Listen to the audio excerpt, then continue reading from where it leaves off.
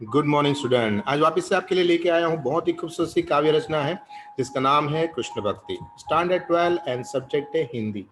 हिंदी के अंदर काफी सारे स्टूडेंट लोगों को प्रॉब्लम ये आता है कि सर हमें भी गुजराती की तरह इंग्लिश की तरह 90 अप स्कोर करना है। तो यहाँ पर हम कुछ ऐसे वीडियो आपके लिए लेके आए हैं कि जहाँ पर छोटी छोटी बातों को ध्यान में रखकर आप भी 90 अप, यस हिंदी में भी 90 अप मार्क्स ला सकते हो। तो यहाँ पर हमारे बनाए गए वीडियो को देखें, जाने, समझे और हाँ, अगर आप भी कुछ अपना सजेशन देना चाहते हैं तो कमेंट जरूर करिए। तो चलो शुरू करते हैं। काव्य नंबर 1 कृष्ण भक्ति, जो कि लिखा गया है सुप्रसिद्ध कवियत्री, भक्त कवियत्री जिसका नाम है मीराबाई। तो सबसे पहले हम कवियत्री जी के बारे में जान लेते हैं। मीराबाई सन 1498 के अंदर जन्म हुआ और 1568 के अंदर मृत्यु हुआ, यानी 15 सेंचुरी के अंदर भगवान श्री कृष्ण के परम भक्त ऐसे मीराबाई राजस्थान और उसके अंदर जोधपुर के पास आया हुआ कुड़की नाम का गांव, वहां पर जन्म हुआ। अब बचपन से ही भगवान श्री कृष्ण उसको बहुत ही अच्छे लगते थे। माता की मृत्यु हो गई तो पिताजी ने उसके नाना जी के घर पे छोड़ दिया। अब नाना जी जो थे वो भगवान श्री कृष्ण के परम भक्त थे एंड इसके कारण से जो मीराबाई है वो भी उसके साथ साथ भगवान कृष्ण की दीवानी हो गई। पर बड़े हुए तो उसकी शादी करवा दी गई महाराणा सांगा के साथ। पर महाराणा सांगा की मृत्यु के बाद बहुत सारी विकट परिस्थिति मीराबाई के जीवन में आई एंड उसके बाद वो अलग अलग जगह पर रहना हुआ, जैसे कि गोकुल, मथुरा, वृंदावन, राजस्थान के अंदर मारवाड़ एंड गुजरात के अंदर द्वारिका।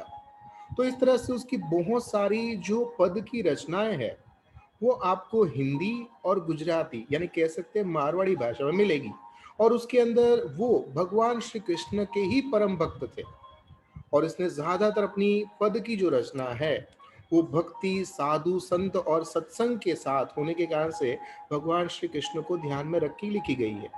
तो यहाँ पर मीराबाई के दो पद है। प्रथम पद के अंदर भगवान श्री कृष्ण के साथ उसकी कंप्लेन चल रही है एंड दूसरे के अंदर आनंद, मौज, मजा, यानी कि राजस्थान के अंदर मारवाड़ियों का जो प्रिय फेस्टिवल होता है वो है होली, उसका वर्णन किया गया है। तो चलो देखते हैं ये दोनों पद के बारे में। सबसे पहला पद है यहाँ पर फर्स्ट वाला कि हे हरि, हे भगवान श्री कृष्ण। तो क्या, हाँ, हे भगवान मुझे आपके बिना और कुछ भी अच्छा नहीं लगता है। हरि बिन कुछ ना सुहावे, मुझे आपके बिना और कुछ भी नहीं अच्छा लगता है। आप ही मेरे सब कुछ हो, आप मेरे परम स्नेही, आप मेरे सबसे प्यारे भगवान हो। मैं आपको कोई भी नाम के बुलाओ, चाहे हरि, कृष्ण, राम, गोपाल, आपकी जो नीति है वो ही मुझे औलूरी हमेशा अच्छी लगती है। हे राम, आप मेरे हो और मैं आपकी हूँ। मुझे इस दुनिया में और कुछ भी अच्छा नहीं लगता है क्योंकि मैं आपकी हो गई हूँ और आप मेरे हो गए हो। हरि के बिना मुझे और कुछ भी अच्छा नहीं लगता है, ना महल, ना बंगला, ना अच्छे कपड़े और ना ही रीत बात। मुझे आप और आपकी भक्ति यही अच्छा लगता है। आपने मुझे कहा था कि मैं एक दिन जरूर आपको मिलने आऊंगी, परंतु हे राम, हे कृष्ण, आवण कह गए, आने का तो कह गए, अभी तक आप आए क्यों नहीं। मेरा जीहड़ा है ना, ये देखो राजस्थानी भाषा है। मेरे जीवड़ा में नाचे मोर तक थैया थी, आपने नाम सुना होगा, है ना। तो जीहड़ा का मतलब होता है जीव, यानी कि आत्मा। यहाँ पर है हृदय। मेरा हृदय जो है बहुत ही उकला है, मतलब व्याकुल है, परेशान है कि आपने मुझे अभी तक दर्शन क्यों नहीं दिए। आपने मुझे एक आशा बना के रखी थी कि मैं आऊंगा, तुम्हें एक बार जरूर दर्शन दूंगा। मीराबाई कहते हैं कि मैं पूरा दिन मैं 4-5 घंटे या एक महीना आपके साथ नहीं बिताना चाहती हूँ, बस एक क्षण के लिए अगर आप मुझे दर्शन दे दोगे तो भी चलेगा। हे मेरे रमैया, हे मेरे राम, हे मेरे हरि, हे हरि, आप मुझे एक बार दर्शन जरूर दीजिए। बस मैं तो एक ही एक्सपेक्टेशन लगा के बैठी हूँ कि आपके चरण कमल, यानी कि आपके जो पैर है, बस उसकी धूल में बन जाऊं। बस इसी दर्शन की आशा में बैठी हूँ और जब तक आपका दर्शन नहीं मिलेगा तब तक मेरे हृदय में यही दुख होता रहेगा। मीराबाई कहते हैं कि हे प्रभु, आपके दर्शन एक बार मुझे मिल जाए, बस यही मेरे जीवन का सबसे बड़ा आनंद है और कुछ भी नहीं है। यहाँ पर मीराबाई अपनी मन की व्यथा भगवान श्री कृष्ण के सामने रखती है। अब बात करेंगे दूसरे पद के बारे में। होली खेलत है गिरधारी, गिरी को धारण किया, भगवान श्री कृष्ण ने अपनी टचली उंगली से भगवान श्री कृष्ण ने गोवर्धन पर्वत को धारण किया, तो गिरी को धारण किया तो नाम हो गया गिरिधारी। गायों को चराया तो गोपाल, है ना, तो अलग अलग नाम है। तो यहाँ पर होली का पूरा प्रसंग बताते हुए कहते हैं मीराबाई कि मुरली बजती है आपकी, चंग बजता है, साथ में डफली बजती है। ये सारे म्यूजिकल इंस्ट्रूमेंट है, मुरली, चंग, डफली। और इसके अंदर जब साथ में थोड़ी सी भांग, आनंद, गीत और बहुत ही सारे कलर्स अगर मिल जाए तो सारे के सारे लोग इस होली के उत्सव के अंदर पागल हो जाते हैं। तो कहते हैं कि आपके साथ तो कितनी सारी व्रज की नर नारियां हैं, चंदन केसर लेकर हे मेरे मोहन प्यारे, आप सबके ऊपर वो चंदन केसर डाल रहे हो, हाथ में मुट्ठी भर भर कर गुलाल से सबका मुंह लाल कर रहे हो। इस तरह से हे मेरे छेल छबीले कृष्ण कन्हैया, आपके साथ तो आपकी सबसे ज्यादा, प्राण से भी ज्यादा प्यारी श्यामा भी है, और साथ में धमाल राग गा रहे हो। और सबको कर मतलब हाथों में, हाथ को कहते कर, आप तालियां बजा बजा कर सबको राग के साथ यानी कि धमार राग के साथ सबको मौज मजा और आनंद दिला रहे हो। फागुन के उत्सव के अंदर गाया जाने वाला फागोत्सव सही में रस भर देता है। हे मेरे कृष्ण कन्हैया यानी कि सावरिया, आपने यहाँ की एक एक रज यानी कि धूल का एक एक कण को भी भारी कर दिया है। इस तरह से मीराबाई भगवान यानी कि भगवान श्री कृष्ण गिरिधर को कहते हैं, हे मोहनलाल, आप सबके प्यारे हो, और आपके साथ होली खेलना मतलब सबके साथ खेलने के बराबर है। अब बात करेंगे हम इस काव्य के अंदर आने वाले वन लाइन आंसर के बारे में। यहाँ पर हम आपको grammar, one line answer, two line answer, पूरी पोएम आपको देंगे ताकि आपको बार बार कहीं ढूंढने ना जाना पड़े, और एक एक चीज को बहुत ही अच्छी तरह से समझाएंगे। तो कृपया करके पूरा वीडियो जरूर देखिएगा। वन लाइन आंसर है, मीरा को किसने आने के लिए कहा था? बहुत सिंपल आंसर है, दैट इज हरि। देखो आप कृष्ण लिखोगे, हो सकता है कुछ टीचर्स मार्क्स काट दे, क्योंकि जो पोएम के अंदर जो भगवान का नाम लिखा है वही आप लिखो। अब कोई विष्णु लिख दे, कोई कृष्ण लिख दे, तो कभी कभी मार्क्स कट सकते हैं। सो बेटर है जो काव्य में लिखा है वो हरि, तो आपको हरि आंसर लिखना पड़ेगा। दूसरा है कृष्ण क्या कर रहे हैं, तो कृष्ण होली खेल रहे हैं। कृष्ण के साथ कौन कौन होली खेल रहे हैं, तो कृष्ण के साथ राधा जो कि उसके प्राण की प्यारी है, और व्रज की युवा नर नारी भी खेल रही है। कृष्ण किस राग में गीत गा रहे हैं, तो उस राग का नाम है धमार राग। धमार राग के अंदर गा रहे हैं। क्वेश्चन नंबर 5, कृष्ण अपने हाथ से क्या छिड़क रहे हैं, तो कृष्ण अपने हाथ से चंदन और केसर छिड़क रहे हैं। तो ये हो गया वन लाइन आंसर। उसके बाद है एमसीक्यू, ये भी आपको बोर्ड एग्जाम में पूछा जाता है।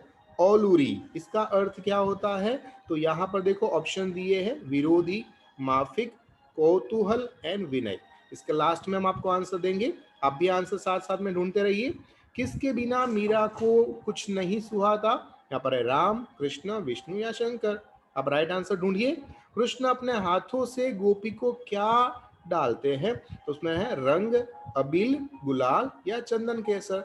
एंड चौथा है कान के संग कौन विराजमान है, तो ग्वाल बाल, यशोदा, श्यामा यानी कि राधा या फिर नंद बाबा। तो इसके आंसर ये रहे। फर्स्ट का आंसर है माफिक, दूसरे का है कृष्ण, तीसरा है चंदन केसर, एंड चौथे का है श्यामा यानी कि राधा। ठीक है। अब इसके बाद है टू लाइन आंसर। बच्चों खास याद रखिए कि टू लाइन आंसर जब भी लिखे तो या राइट हैंड साइड में या लेफ्ट हैंड साइड में सबसे पहले काव्य का नाम लिखे, उसके बाद कवियत्री का नाम लिखे, फिर साहित्य प्रकार क्या है पद वो लिखिए, एंड फिर आंसर लिखिएगा। तो आपका जो आंसर है वो बहुत ही खूबसूरत लगेगा, है ना। ये बात खास याद रखिए। मीरा का हृदय क्यों व्याकुल हो उठा है, तो मीरा को भगवान के बिना कुछ भी अच्छा नहीं लगता। मीरा को भगवान के दर्शन की प्यास लगी है, वो भगवान के दर्शन की आशा लगाए बैठी है, पर अभी तक भगवान श्री कृष्ण ने दर्शन नहीं दिए, इसलिए उसका हृदय जो है व्याकुल यानी कि दुखी हो उठा है। क्वेश्चन नंबर 2, मीरा क्यों दुखी है, वैसे ये सेम आंसर है, थोड़ा सा डिफरेंट है तो आप अपने हिसाब से लिख सकते हो।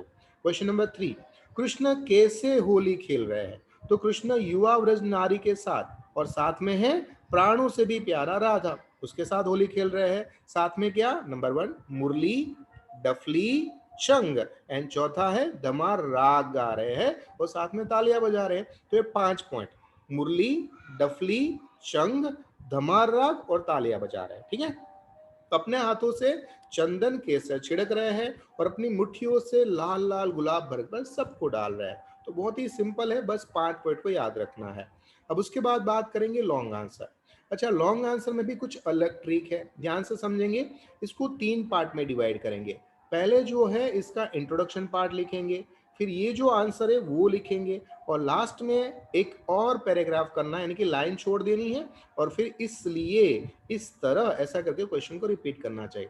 3 पार्ट में लिखोगे तो दूसरों से अलग और यूनिक आपका आंसर लगेगा, और इस तरह से आपको फुल मार्क्स मिल सकते हैं। ठीक है, तो क्वेश्चन 1 क्या है कि प्रथम पद हरि बिन कछुना सुहावे, भावार्थ अपने शब्दों में बताइए। तो मीरा हरि के वियोग में व्याकुल यानी कि दुखी है। वह कहती है कि हरि के बिना मुझे कुछ भी अच्छा नहीं लग रहा है। भगवान मेरे परम स्नेही यानी कि प्यारे हैं। भगवान मेरे हैं यानी हमारे हैं, और मैं भगवान की हूँ। हरि के बिना मुझे कुछ भी अच्छा नहीं लग रहा है। भगवान ने दर्शन देने का वादा किया पर अभी तक दर्शन देने नहीं आए हैं, इसलिए मेरे हृदय के अंदर उसके प्राण बहुत व्याकुल हो रहे हैं। हे भगवान, मेरे दर्शन की उम्मीद में कब से लगा के बैठी हूँ, क्या मुझे एक बार आप दर्शन नहीं दोगे?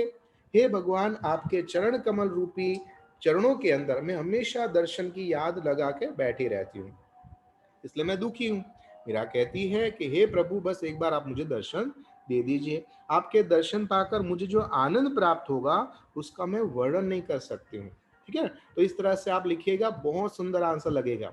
उसके बाद है दूसरे पद का लॉन्ग आंसर है कि व्रज में कृष्ण के द्वारा होली खेलने का वर्णन करिए। तो उसका उत्तर है व्रज में श्री कृष्ण होली खेल रहे हैं, और साथ साथ में इस अवसर पे बांसुरी, चंग, डफली उसका अनोखा स्वर सुनाई दे रहा है। श्री कृष्ण के साथ व्रज की युवा नर नारी और प्राण प्यारी राधा जी भी है। श्री कृष्ण इस अवसर पर अपने हाथों से चंदन और केसर का छिड़काव कर रहे हैं। वे अपने मुट्ठियों में लाल लाल गुलाब भरकर सबके ऊपर डाल रहे हैं। छेल छबीले सुंदर कन्हैया ताली बजा बजाकर धमार राग भी गा रहे हैं, और इस प्रकार से व्रज नारियों के साथ साथ वो होली खेलने का बहुत ही खूबसूरत सा वर्णन किया गया है। ठीक है, अब इसके बाद बात करेंगे हम समानार्थी शब्द यानी कि मीनिंग्स। हरि का मतलब होता है भगवान श्री कृष्ण। परम यानी अत्यंत यानी श्रेष्ठ। औलूरी यानी माफिक। अति यानी बहुत। चरण पैर। गिरिधारी भगवान श्री कृष्ण। मुल्ली यानी बंसी। डफ यानी डफली। रसिक मतलब रसिया। नवल यानी कि नवीन। रज का मतलब होता है धूल, और ऑपोजिट वर्ड दिया गया है जो यहाँ पर है सुख दुख दुख सुख। युवती वृद्धा वृद्धा युवती। रसिक अरसिक रसिक अरसिक, है ना, भारी हल्का। ना यहाँ पर ये जो टॉपिक दिया है ये खास याद रखिए। देखो, हिंदी में एज इट इज हमने संस्कृत से बहुत सारे वर्ड लिए गए हैं, पर कुछ वर्ड को हमने मॉडिफाई किया है, यानी हमने थोड़ा सा अपना बनाया है। जैसे कर्म जो है वो संस्कृत शब्द है, इसलिए उसको तत्सम शब्द कहेंगे। ठीक है, पर कर्म से हमने हिंदी में थोड़ा सा क और म लगा के डंडी दे दी, है ना। तो इस तरह से हमने एक वर्ड बनाया, ये है काम। तो इसको कहेंगे 50-50 वर्ड, यानी थोड़ा हिंदी का है थोड़ा संस्कृत का है। तो तद्भव शब्द इज अ 50-50 वर्ड। तत्सम शब्द यानी कि 100% संस्कृत वाला वर्ड। ठीक है, तो तद्भव एंड तत्सम को याद रखिएगा, ये भी बोर्ड में पूछा जाता है। काम का मतलब होता है कर्म, धीरज, धैर्य। दर्शन यानी दर्शन। कान्ह कन्हैया। उसके बाद जो है वो है प्रत्यय। ये बहुत बढ़िया ग्रामर का पार्ट है। देखो क्या है इसके अंदर, याद रखना है। यहाँ पर आपको वर्ड दिया है बनावट, तो आप क्या करोगे, बनावट किस पे से बना है, तो के बनने में से बना है, तो लिखोगे बनना प्लस तो के आवट। तो बनना इज अ मूल शब्द है और आवट उसका प्रत्यय है। तो इस तरह से आपको डिस्क्राइब करना पड़ेगा, बनना प्लस आवट, और आवट के पास लिखेंगे प्रत्यय। तो याद रखिए, जो पीछे की साइड में कोई वर्ड लगे और कुछ नया वर्ड बने तो ऐसे वर्ड को प्रत्यय कहेंगे। तो याद रखना है, प से प्रत्यय, प से पीछे। पीछे कोई वर्ड वर्ड लगे और कुछ नया वर्ड बने तो इसको प्रत्यय कहेंगे। उसी तरह से दूसरा वर्ड है, उसका नाम है उपसर्ग। जैसे यहाँ पर है दशा, पर कैसी, तो कि दुर्दशा, तो आगे दुस लगाया गया तो इसको कहेंगे दुर्दशा। तो दशा के आगे लगाया तो इसको कहेंगे दुर्दशा। ठीक है, ये याद रखना बहुत जरूरी है। इसके बाद आगे बात करते हैं, और वो है शब्द समूह के लिए। स्नेह करने वाले को कहेंगे स्नेही। गिरि को धारण करने वाले को कहेंगे गिरिधारी।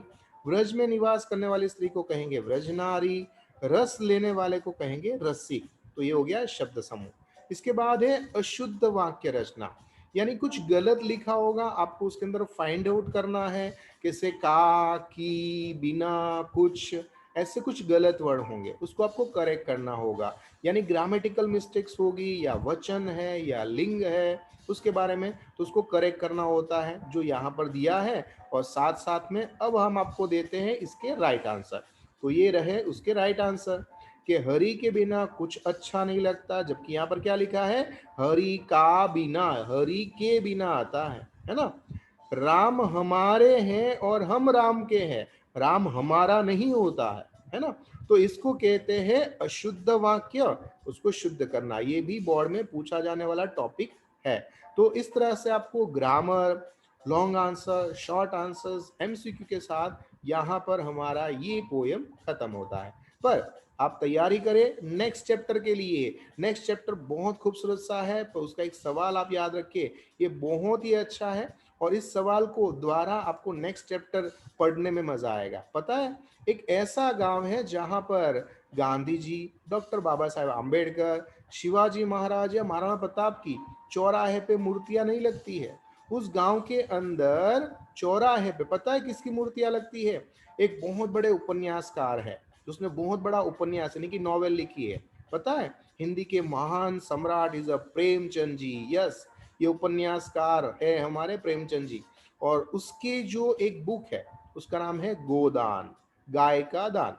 तो उसके अंदर जितने भी कैरेक्टर है ना, उसके चौराहे पे वहां पर उसके मूर्तियां लगी है। तो ऐसे महान पात्र के बारे में और उपन्यास के बारे में, उसकी कहानी के बारे में हम नेक्स्ट चैप्टर जो है उसका नाम है नमक का दरोगा, उसके अंदर पढ़ेंगे। तो इसके लिए इंतजार करिए। क्या ये वीडियो अच्छा लगा तो कमेंट्स करिए, मित्रों तक पहुंचाइए। तब तक मुझे आज्ञा दीजिए। आपका दोस्त, आपका मित्र, आपका गुरु Mahendra Joshi. Thank you very much.